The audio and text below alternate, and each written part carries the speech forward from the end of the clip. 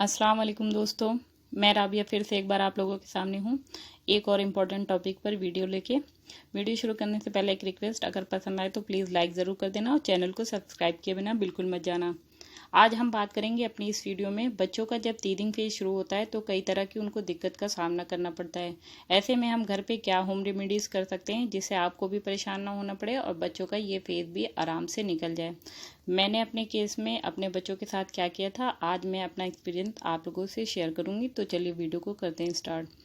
सबसे पहले जब बच्चों में टीथिंग फेज शुरू होता है तो वो हमें कुछ अर्ली साइंस देते हैं जिनको आप पहचान के आप उनके साथ ये होम रेमेडीज़ ट्राई कर सकते हैं। जब भी बच्चों में दांत आ रहे होते हैं तो वो बहुत ज़्यादा फंसी हो जाते हैं, बच्चों की भूख कम हो जाती है, वो रात को सोते से अचानक उठ जाता है, हर वक्त कुछ चबाना चाहता है, ऐसा लगता है कि बस कुछ मिल जाए और वो अपने मसूड़े से उसको दबा ले। आपको हर वक्त महसूस होगा कि बच्चा मुंह बंद करके अपने मसूड़े भी आपस में रगड़ रहा है या फिर वो हर वक्त अपने हाथ भरे रहता है। ऐसे में आपको और बच्चों का सलाइवा बहुत ज़्यादा बाहर आता हुआ आपको दिखेगा। ऐसे में बच्चे इतने चिड़चिड़े हो रहे हैं तो आपको उनकी एक्स्ट्रा केयर करने की ज़रूरत होती है। और बच्चों पे जो सबसे पहली होम रेमेडी ट्राई कर सकते हैं हम, वो ये है कि बच्चों को आपको एक्स्ट्रा केयर करने की ज़रूरत है। इस वक्त उनको बारी बारी फीड कराना उनकी इस चिड़चिड़ेपन को भी कम करता है और उनके गम्स में जो इरिटेशन हो रही होती है उसको भी ब्रेस्ट फीडिंग के थ्रू कम किया जा सकता है। इसलिए आप जो है कोशिश करिए, अगर 7 से 8 बार करा रहे हैं तो इसको 10 बार कर दीजिए। कई बार ऐसा देखा गया है कि बच्चों में जब लार बाहर ज़्यादा आने की वजह से, क्योंकि हर वक्त उनके मुंह का और नेक के पास का एरिया गीला होने की वजह से बच्चों को इस टाइम रैशेस भी हो जाते हैं। तो आपको ध्यान यह रखना है कि बच्चों की कोई बिब वगैरह यूज़ करिए और कोई कॉटन के सॉफ्ट हैंकी से आपको इसको लगातार पोंछते रहना और इस एरिया को सूखा रखना है। बच्चे जब भी गीला करें तो आप इसको बिल्कुल पैड ड्राई करके आप इसको सूखा रखिए, या ध्यान रखिए कि वाइप से पोंछ दें तो ज़्यादा बेहतर रहेगा, नहीं तो इन्फेक्शन होने के चांसेस बढ़ जाते हैं।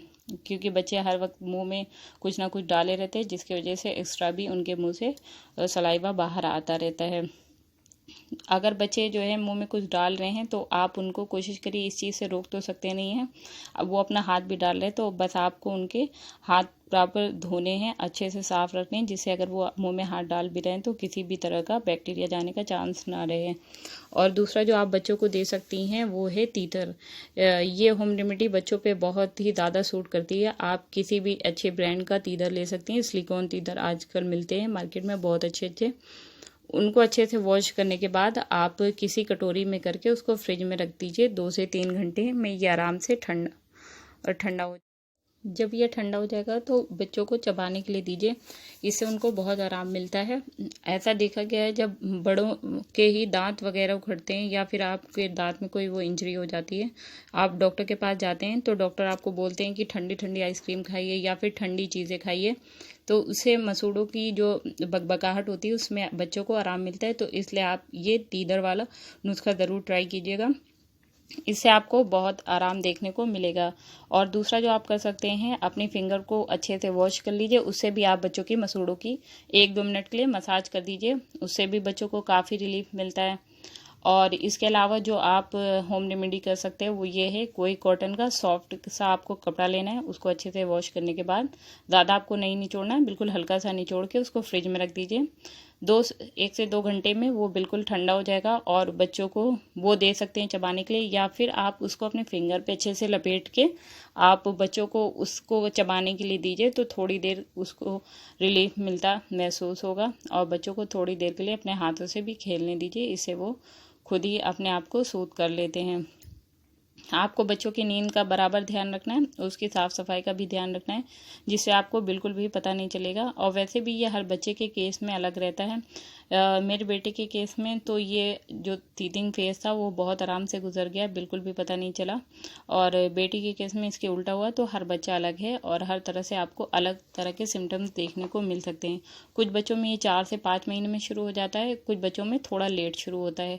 हाँ, 1 साल के बाद भी अगर आपको बच्चों में किसी भी एक भी दांत नहीं दिख रहा है तो ऐसे में आपको डॉक्टर से कंसल्ट करना चाहिए। हो सकता है उसकी बॉडी में किसी भी तरह की कोई कमी हो, तो डॉक्टर आपको एनालाइज करके बता सकते हैं, हो सकता है इसके लिए आपको वो कोई मेडिसिन भी प्रेस्क्राइब करें। हाँ, तो हम लोग बात कर रहे थे घरेलू नुस्खों की, और जो बच्चों को आप दे सकते हैं वो है इस वक्त फिंगर फूड। फिंगर फूड में जो बेस्ट आप दे सकते हैं वो है फ्रिज का ठंडा खीरा दे दीजिए। हाँ, मौसम अगर सर्दियों का है तो आप उसको ठंडी चीज़ें मत दीजिए। उसको लंबे स्लाइसेस में थोड़े मोटे स्लाइसेस काट के बच्चों को खीरा दे दीजिए। उसको आसानी से वो पकड़ के अपने मुंह में चबाएंगे। हाँ, आपको बीज वाला जो पार्ट है उसको अलग कर देना है छुरी से काट के। बस वो प्लेन जो मोटा वाला पार्ट रहता है वो दीजिए। उससे भी बच्चे चबाएंगे तो उनके गम्स में काफ़ी रिलैक्सेशन महसूस होगा।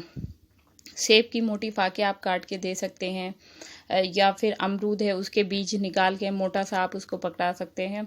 और जो सबसे अच्छा है वो है कैरेट, गाजर को भी आप अच्छे से वॉश कर लीजिए। ऊपर की स्किन को पील करने के बाद, क्योंकि कभी कभी उसमें छोटी सी जड़ें होती हैं, तो आप उसको स्किन को पील कर दीजिए और मोटी सी गाजर आप उसको पकड़ा दीजिए। उससे भी जब वो उसको चबाएगा तो उसको काफ़ी अच्छा महसूस होगा और वो ज़्यादा चिड़चिड़ाएगा ही नहीं। तो आप ये छोटी छोटी चीज़ों का ध्यान रख के आप कोशिश कर सकते हैं पेरेंट्स के तौर पे कि बच्चों को ज़्यादा तकलीफ़ नहीं होने देना है। दूसरा जो है, कुछ डॉक्टर आपको मेडिसिन देते हैं, या फिर अगर जब बच्चों का टीथिंग फेज शुरू होगा तो आपको चारों तरफ से बहुत सारी सिलाई मिलेंगी। कुछ पेरेंट्स ये बोलते हैं कि बच्चों का आप टीथिंग फेज शुरू हो गया, अब तो उसको पॉटी होगी, उसको बुखार होगा। लेकिन जब मैंने भी अपने केस में ये देखा था, डॉक्टर ने मुझे बहुत क्लियरली बता दिया कि टीथिंग का और उसकी पॉटी का कोई भी कनेक्शन नहीं है। जो बच्चों का जब टीथिंग फेज शुरू होता है तो उनकी पॉटी होने का मेन रीज़न जो है वो है बैक्टीरिया। क्योंकि इस वक्त आपने देखा होगा कि बच्चा हर वक्त कुछ ना कुछ मुंह में डाले रहता है और ज़रूरी नहीं कि हर बार वो चीज़ें साफ़ ही हों। इसकी वजह से, बैक्टीरिया होने की वजह से उनको इन्फेक्शन का चांस बढ़ जाता है। क्योंकि इस वक्त बच्चों की इम्यूनिटी भी बहुत लो हो जाती है। वैसे भी छोटे बच्चों की इम्यूनिटी बहुत लो होती है और वो जल्दी बीमार पड़ जाते हैं। तो इसका इससे कोई भी कनेक्शन नहीं। ये आपको क्लियरली ये बात पता लग जानी चाहिए कि बच्चों का और उसके दांत निकलने का, पॉटी का कोई भी कनेक्शन नहीं। कुछ लोग आपको ऐसा भी बोलेंगे कि उसको ग्राइप वाटर दे दीजिए, इससे बच्चों को बहुत आराम मिलता है और उनके दांत आराम से निकल जाते।